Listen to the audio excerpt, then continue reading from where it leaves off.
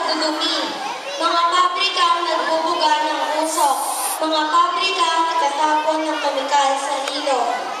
Polusyon kahit saan, ngunit may ganti ang kalikasan.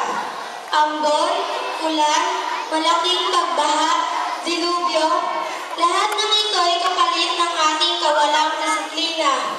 Tao, saan ka tatakbo? Saan ka magtatago? Saan? Saan? Kapal naman ko eh.